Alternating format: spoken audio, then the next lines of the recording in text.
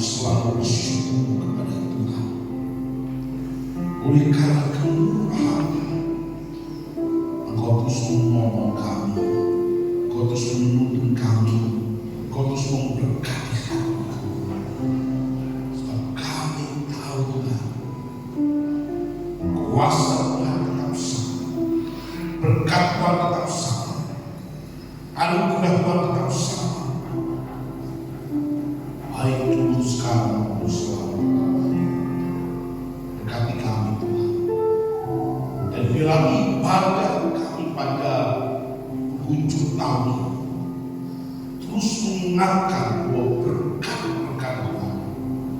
selalu nyata bagi kami.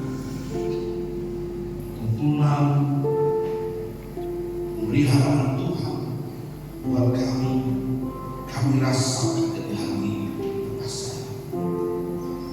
Itu sebabnya Tuhan, kami juga bersyukur kepada Tuhan. Kemurahan-Mu yang besar. Tuhan Yesus berkata acara dari awal sampai akhir, supaya kami merasakan jamahan kuasa Tuhan yang besar. Dalam nama Tuhan Yesus Kristus kami berdoa. Tuhan Yesus. Kata-katanya ternyata pujiannya gandul Gusti ya. Kata-kata ini luar biasa ya, pujian ini luar biasa. Gandul Gusti, saben dino rino wengi gandul Gusti. Kula percaya ora bakal celaka.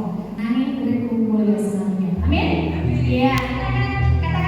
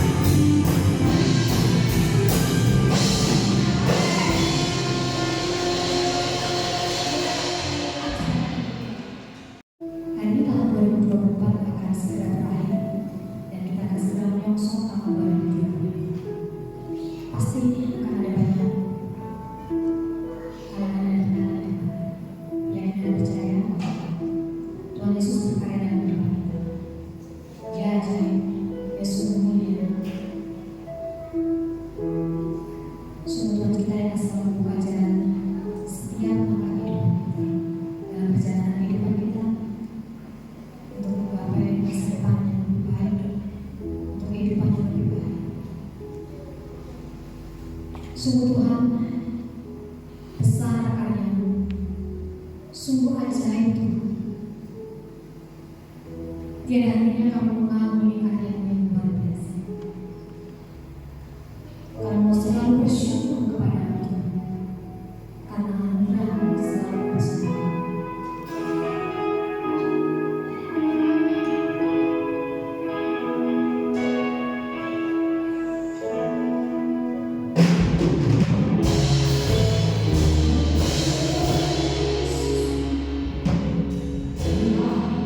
I'll sing you.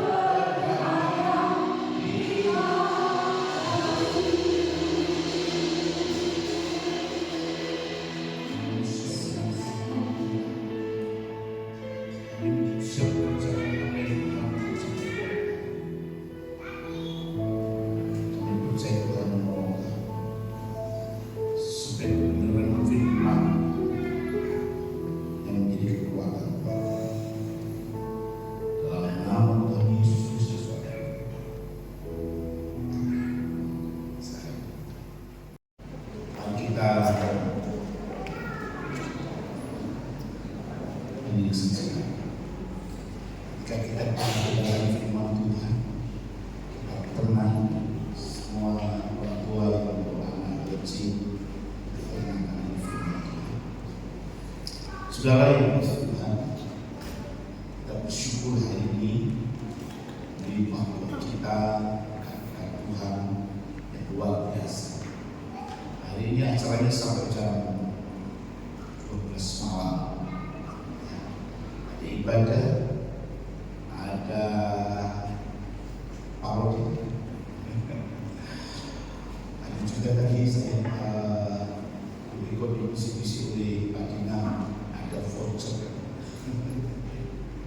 Biasa tadi kalau sudah sampai tengah malam, siapa tahu kita voucher. Tetapi pastilah pertama hari ini adalah bagaimana kita bersama dengan Tuhan. Saudara, tadi ada satu lagu dan Gusti yang bilang mesti baik.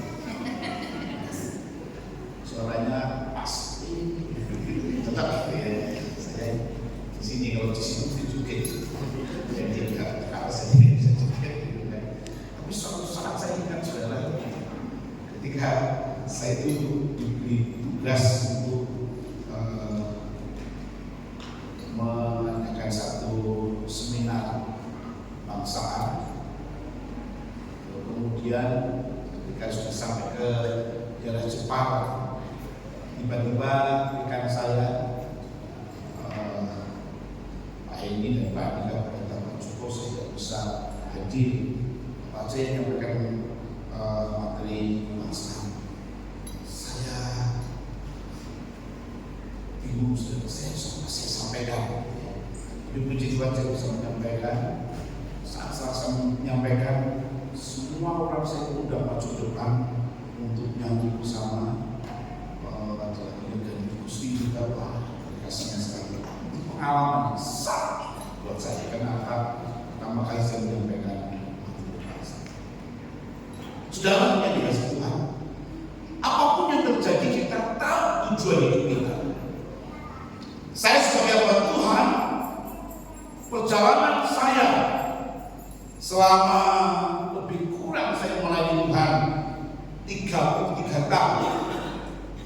Saya mulai negaranya dulu, akhir tahun ini saya menginjak tahun yang ke-23. Jadi saya mulai negaranya dulu sudah 23 tahun. Saya mulai negaranya dulu. Sebelumnya saya mulai di Jakarta selama 10 tahun. Jadi saya melayani kurang lebih 33 tahun saya melayani Tuhan. Apakah gak ada tantangan? Pasti ada tantangan. Tantangan yang lebih berat buat saya adalah bagaimana satu kali saya diundang oleh satu partai di Jawa Tengah dan beliau berkata, Bapak cocok jadi anggota dewan Kota Semarang. Saya berkata, ada dana untuk saya. Sudah Pak, untuk dana gampang, saya yang akan nanggung semua. Tempat itu malah di daerah yang pasti janji. Apakah saya goyah?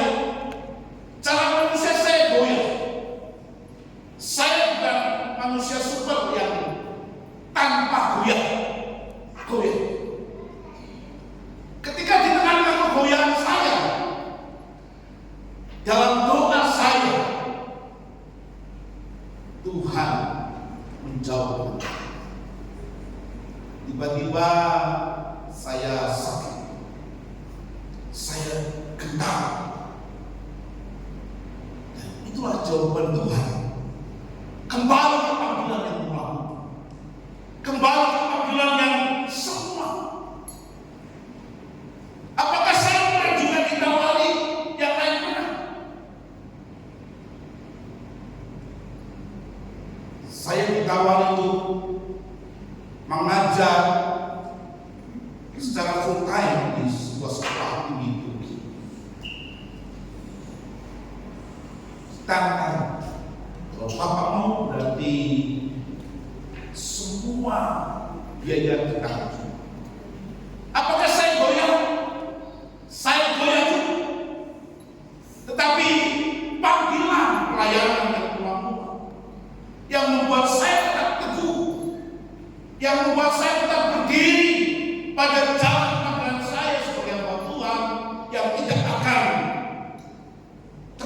terpesona dengan itu. Kenapa saudara? Karena saya tahu tujuan hidup saya. Karena saya tahu orang berkata, bagaimana orang bisa mempunyai sesuatu yang lebih lagi. Saudara, pernah dengar tentang seorang pemain bisbol yang namanya masuk dalam satu nominasi Baseball Hall of Fame, di mana namanya Anthony Rendon.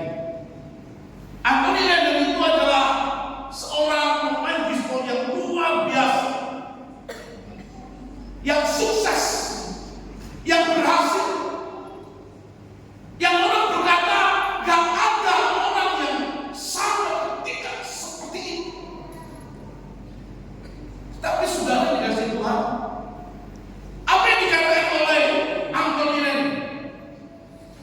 Dia berkata, saya berharap seseorang memberitahu saya bagaimana dapat mencapai puncak kehidupan. Tetapi ternyata di sana tidak ada apa-apa. Oh, saudara yang dikasih Tuhan, kembali lagi, kesuksesan, keberhasilan, sampai ketika mana seseorang itu berada, akhirnya dia berkata, ada apa-apanya, biasa-biasa saja, gak ada sesuatu yang berubah, sama saja. Bapak Ibu yang dikasih Tuhan, rupanya kembali lagi, kalau kita lihat bagaimana kesuksesan, keberhasilan, orang yang berkata gak ada apa-apa lagi, akan kembali kepada keinginan yang kepada puncaknya, dan orang berkata gak ada apa-apa. Saudara tahu tentang seorang raja yang berhasil? Seorang raja yang berhasil namanya adalah Saul. Siapa yang tidak kenal Saul? Dia punya tahta, dia punya kesuksesan yang besar, dia punya kekayaan yang luar biasa. Tapi saudara yang dikasih Tuhan, apakah Saul bahagia? Apakah Saul yang berkata, saya sudah sukses, saya sudah berhasil, mau apa lagi buat saya? Apakah sudah cukup? Tidak cukup.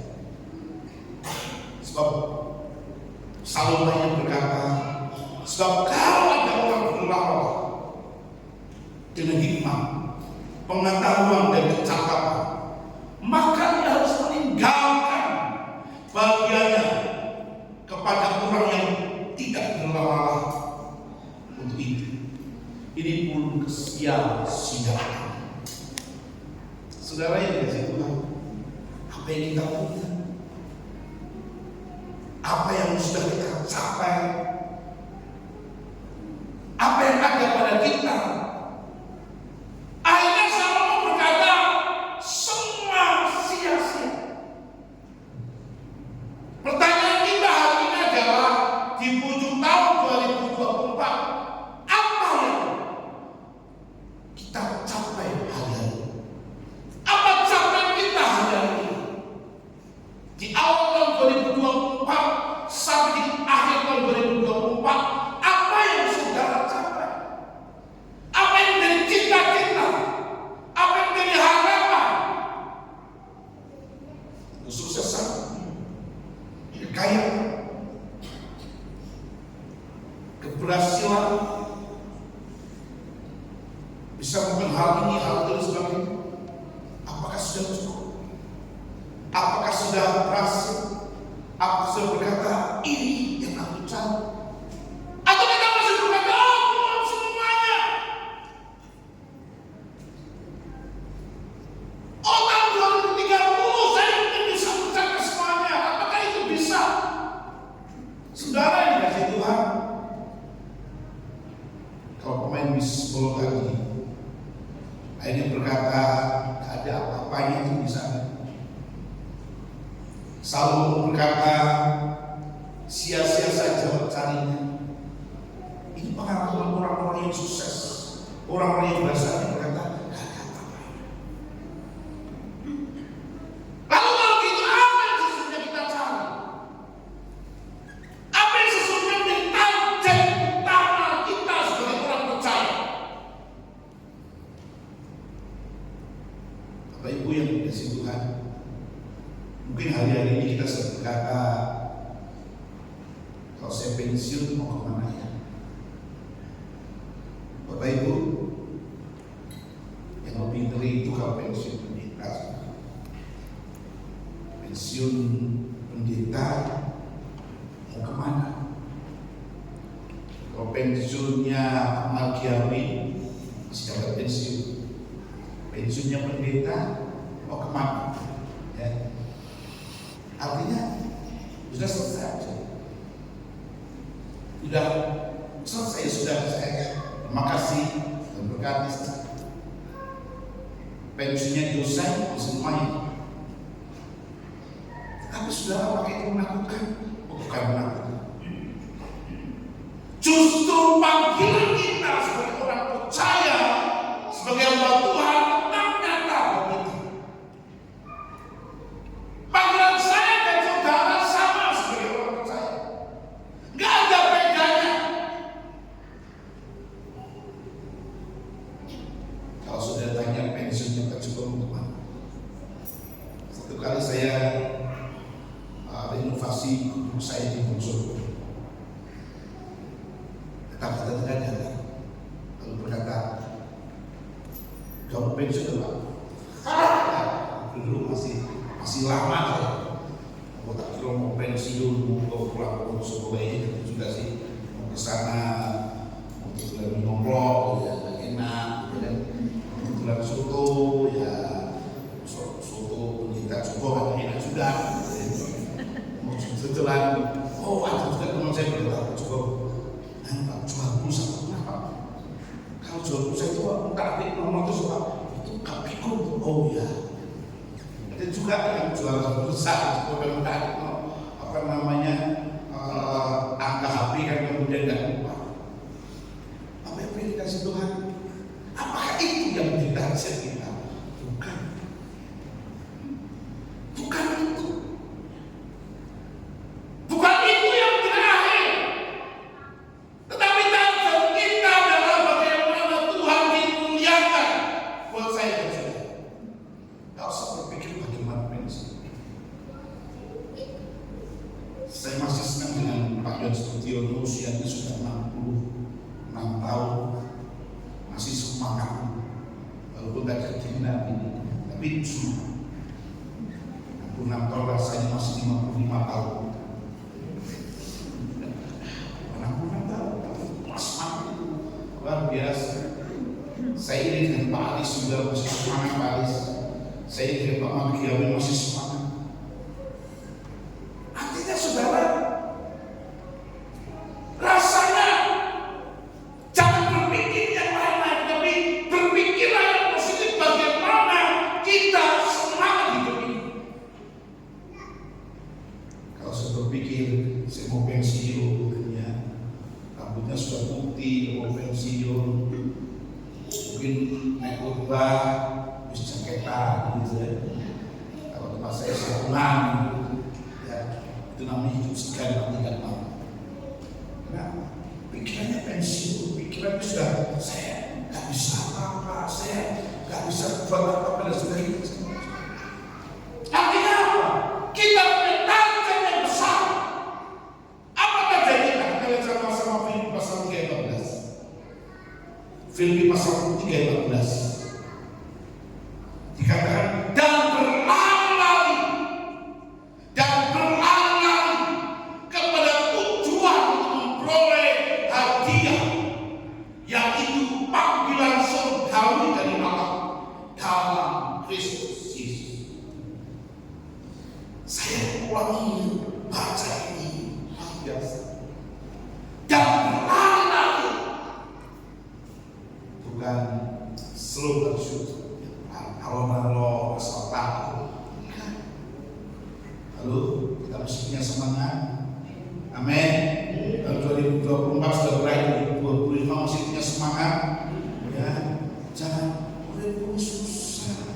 Aku lolong, aku raih dan sebagainya. Membuat kita apa? Gak bisa. Membuat apa? Kita gak bisa melakukan apa? Kita gak bisa kerjakan apa?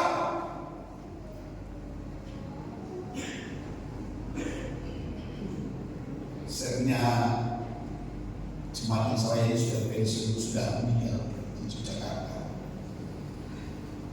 Itu semangat sekali. Kayak masih muda. Rumusnya itu kotor. Lalu satu kali kita datang ke gereja, saya berkata, wah, rumusnya masih kecil tuh. Dia betul, pokoknya semangat. Display, wah, gini. Lalu bulan-bulan menjelaskan sepeda sepatu Pak.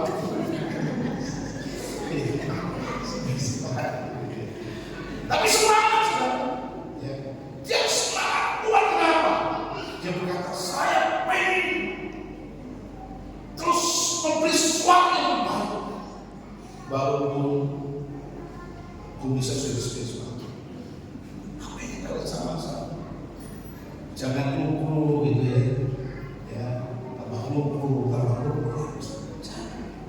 Semangat. Itu sudah berkata Pak Jokowi, tambah kuat, tambah warna dan tandanya. Mau sepatu keren, bawa kamu seperti saya kemudian terus dulu saudara jujur saya. Pada usia 25-30 saya itu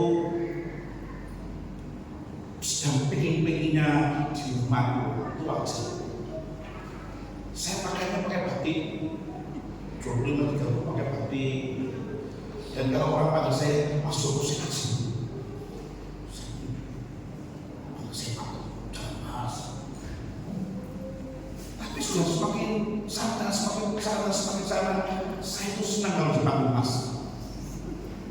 Nek dipanggil mas itu wow, mau dipanggil mas ya. Enggak, bukan Mas Kopi, bukan Pak, gitu ya. Sepeda ya. Kalau dulu sudah pakai sekarang itu ya hampir pakai cara saya pakai kalau tak ngajar saja sebenarnya. Di STB cuma itu. Oh, Pak Joko kurang sekian ya, kurang sekian berkata, udahlah, kalau saya pensiun dari STB puji Tuhan. Tapi sampai saya kerjakan yang terbaik, saya membuat buku yang lebih baik lagi supaya lebih barokah. Ada semangat. Nah, kenapa saudara kita berkata berlari-lari menuju apa-apa dengan saudara, berlari-lari untuk apa-apa memperoleh hadiah, berlari-lari untuk memperoleh hadiah. Saudara di sana itu ada hadiah, saudara. Hadiah apa itu? Juara terbaik lomba foto. Wah, siap-siap untuk tulis yang api itu siap-siap gitu ya. Jurinya nggak tahu, yang jelas jurinya pasti sudah profesional. Tapi sudah kita lihat, wah, kayak lu, aku apa begitu. Saudara semangat, kenapa? Ada apa?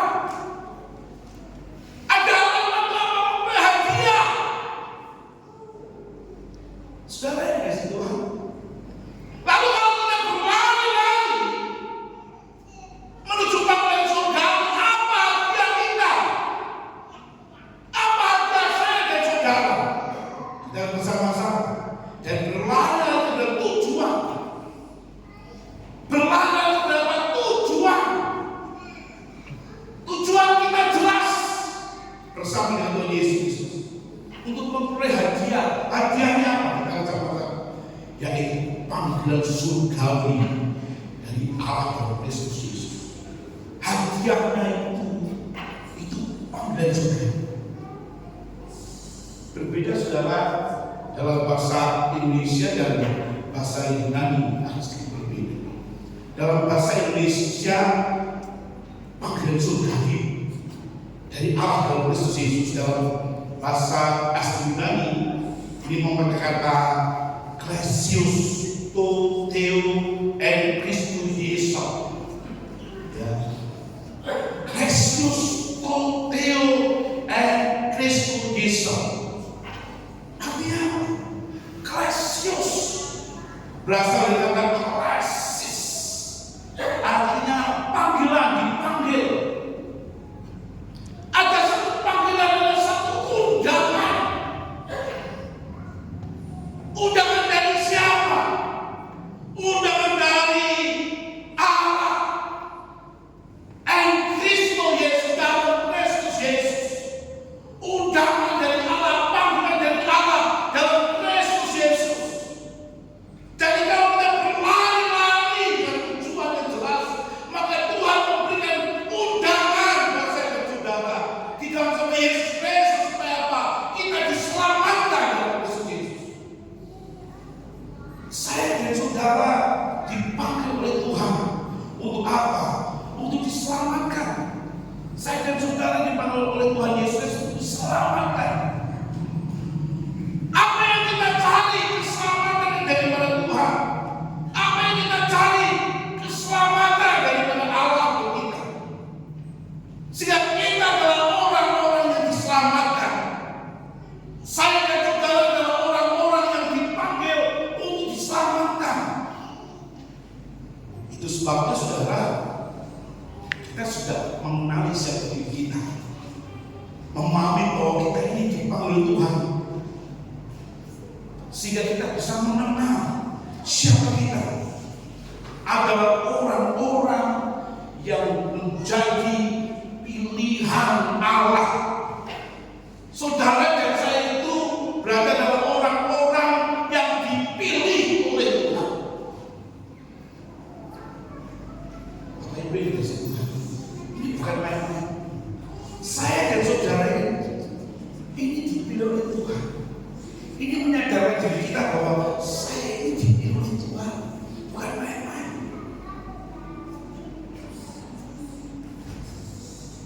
Jadi kemana kita pergi, kita tahu, kita sadar aku ini dipilih oleh Tuhan.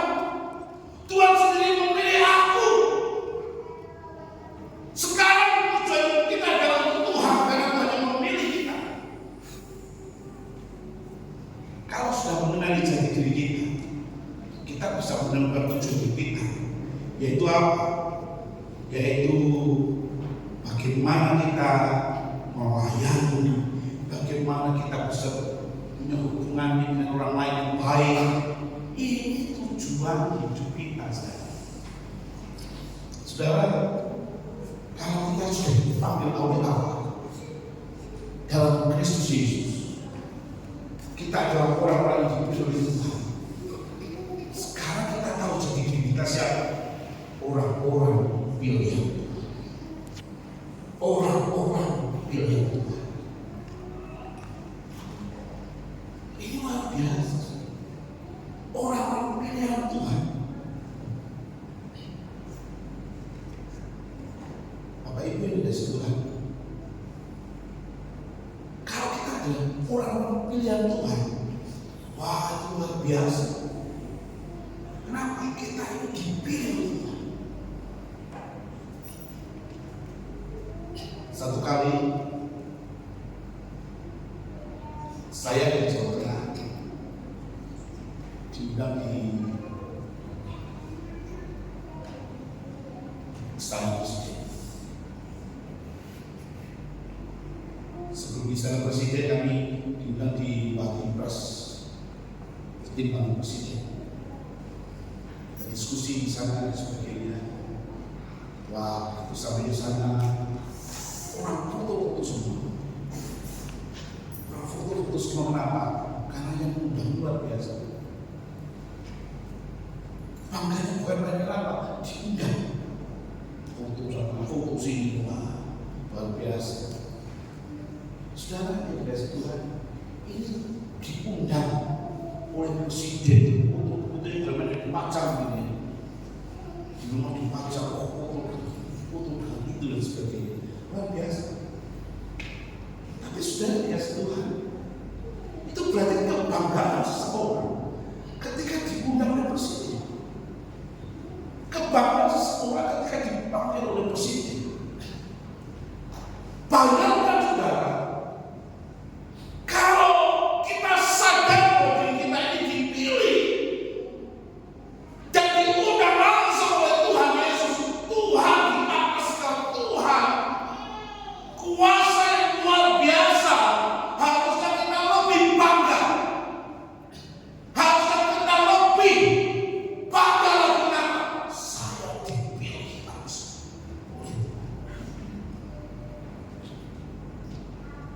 Lalu sekarang kita mau ngapain? Ketika kita sadar bahwa saya dipilih oleh Tuhan, kita mau apa? Ya kita mau bangun komunikasi. Kita mau bangun komunikasi dengan Tuhan. Sama seperti ketika kita dipanggil seseorang lebih besar kuasanya, kita mau bangun komunikasi terus. Entah itu melalui telepon, entah itu melalui media sosial yang lain, ada komunikasi terus. Kalau kita sadar bahwa kita dipanggil Tuhan, maka kita terus komunikasi dengan Tuhan terus.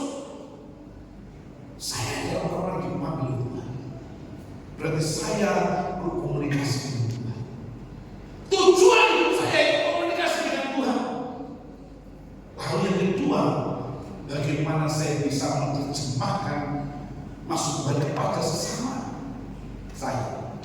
Bagaimana saya bisa menerjemahkan apa yang disampaikan oleh Tuhan kepada sesama saya? Sehingga orang-orang yang nggak tahu bisa mengerti siapa Tuhan itu, karena saya yang sudah mengenal lebih dahulu. Saya yang lebih mengenal dahulu, saya akan menceritakan seperti ini, seperti ini, seperti ini. Kenapa? Orang lain belum kenal, tapi saya kenal. Nah, saudara ya Tuhan, apa tujuan kita? Hidup kita harus dibuat Tuhan, tetapi untuk harus bukan siapa-siapa, tapi untuk Tuhan. Saya mengenal seseorang yang punya salon kecantikan di Madiun. Dia punya atasan. Saya itu katanya itu konon katanya perawatannya mahal sekali. Kebetulan saya mengenal. Apa yang terjadi? Ketika saya kenal, saya komunikasi, dia berkata lagi, Pak Pendeta juga. Satu minggu 2 kali saya pengen jadi berkat di Madiun. Saya kata apa berkat? Setiap malam saya membagi makanan untuk tukang-tukang beca, untuk orang-orang yang tidak mampu. Setiap malam saya bagikan mereka.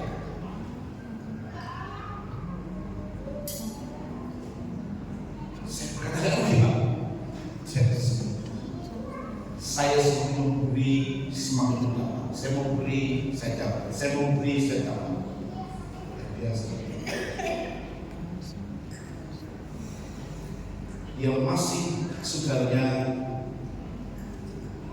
namanya Pak Freddy itu yang punya atasan internasional. Juga memberi. Karena dia berkata tujuan saya. Sekarang kalau kita punya tujuan, saya yakin kita bisa mulai sama-sama suka-suka. Kenapa? Bukan untuk Tuhan. Karena kita punya itu yang kedua saudara, panggilan surgawi itu adalah aspirasinya dari surga. Tuhan yang punya ide untuk memanggil manusia. Tuhan yang punya ide, Tuhan yang punya rencana, Tuhan yang punya rencana untuk memanggil manusia yang kudus. Bukan manusia yang cari Tuhan, tapi Tuhan yang cari manusia. Idenya dari Tuhan. Tuhan yang punya ide untuk mencari manusia yang berdosa.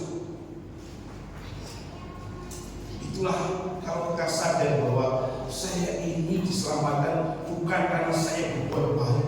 Saya diselamatkan besok masuk surga bukan karena saya melakukan kewajiban ini, bukan.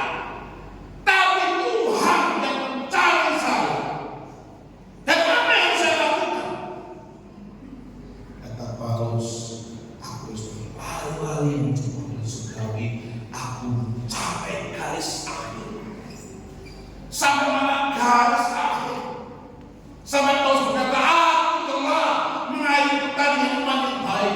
Aku telah mencapai garis akhir. Jadi melayani Tuhan itu sampai mana? Melayani Tuhan itu sampai kapan? Halo, Bapak Ibu sekalian, melayani Tuhan sampai kapan? Jadi kenapa pensiun? Ya, kenapa sudah saya pensiun zaman sudah Bapak melayani Tuhan dari nanti pensiun juga beneran aja. Wah, kata Pak melayani jangan kuno Tuhan itu nggak mau ngerti tentang kuno, Tuhan nggak mau sekat. Yang kuno itu sudah pasti Tuhan tahu, tapi Tuhan berkata sekat. Apa yang bicara sekarang?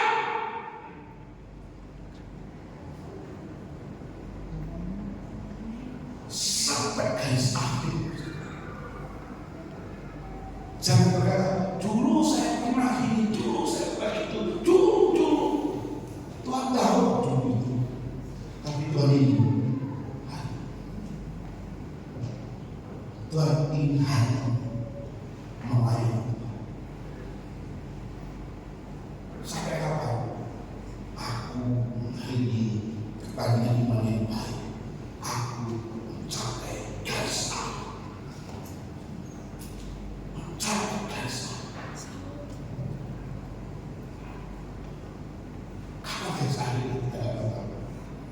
Tapi mencapai garis akhir. Saya pernah dengan Pak Maruf sampai meninggalnya masih jadi ketua orang gereja. Saya meninggal masih jadi ketua orang gereja.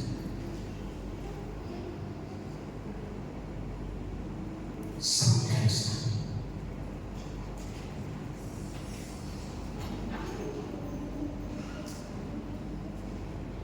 Apapun sampai garis akhir. Jadi saudara dari Tuhan, apakah kita mau main sampai garis akhir? Itu harus berkata aku mencapai garis akhir. Nah saudara yang dari Tuhan, kalau sudah tahu bahwa Tuhan sudah memanggil kita, kalau sudah tahu bahwa Tuhan yang mengupayakan kita, maka kita tahu bahwa kita harus melayani Tuhan sampai garis akhir. Jangan berpikir yang lain, tapi melayani Tuhan sampai garis akhir. Itu melayani Tuhan. Mungkin sudah bertanya, Pak Joko, berarti kalau jadi gembala sekali karena ini penuh, sampai kapan Pak? Bosan saya Pak. Banyak kuat-kuat sudah mulai bosan dengan saya. Ya, tapi sudah dikasih Tuhan sangat struktural boleh. Kalau ada dasar rumah tangga gereja berkata sampai 70. Tapi saudara, melayani Tuhan itu tidak struktural. Tapi melayani Tuhan itu sampai akhir.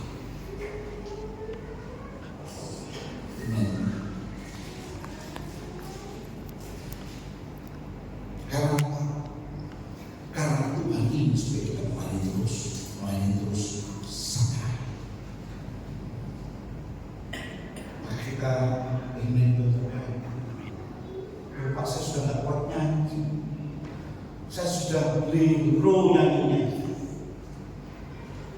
Tuhan tidak ingin kita nyanyi seperti masa muda dulu. Tuhan tidak ingin kita nyanyi jika seperti muda dulu. Ibu misi tadi sama Mbak Edi sama Mas Samuel, Mas Samuel Haji. Ya sudah berumur Mas Samuel. Edi masih bahasa masih gini-gini. Walaupun sepantaran saya tahu, cuma masih semangat masih tahu. Jadi masih begitu luar biasa. Beda usia tapi semangat. Tapi sudah biasa Tuhan.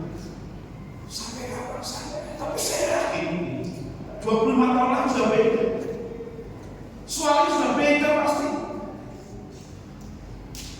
Tapi saudara dikasih Tuhan Yesus Kristus, apakah kemudian kita akan melayani Tuhan? Oh, tidak. Apakah saya akan suka melayani Tuhan?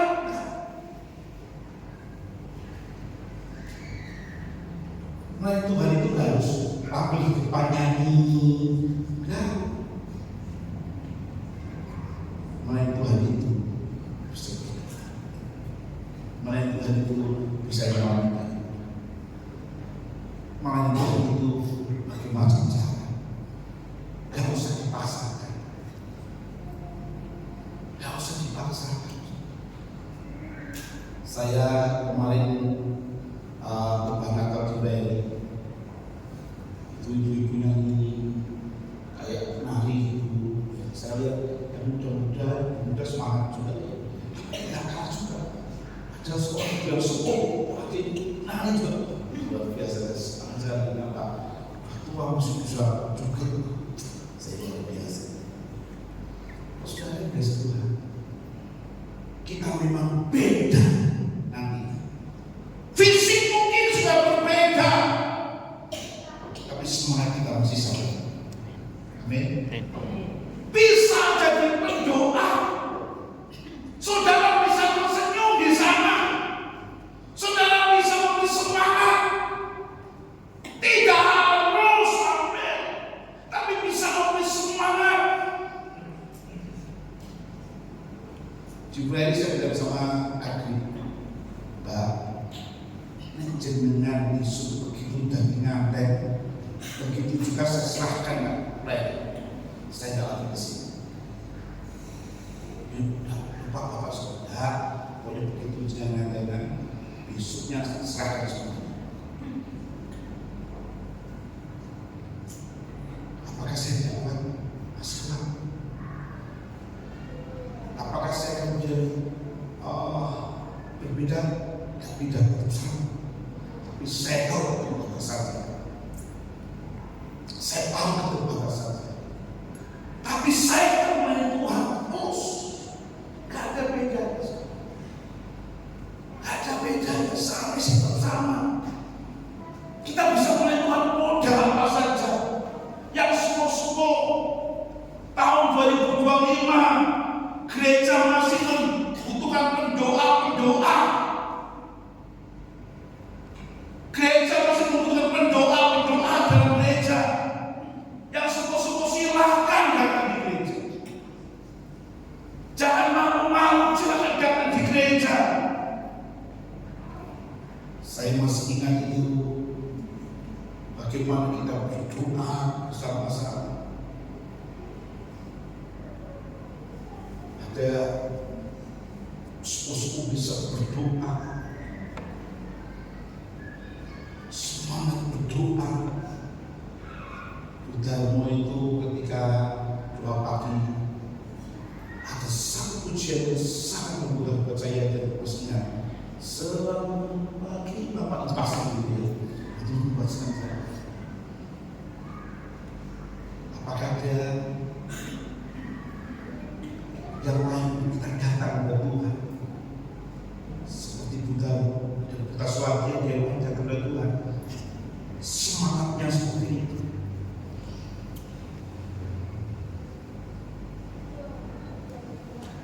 Ada yang lain yang mau semangat lagi sudah Tuhan, atau kita Wis cukup gereja wis biasa. Wis cukup wis cukup ya mau. Main terus sampai akhir. Main terus sampai akhir ini.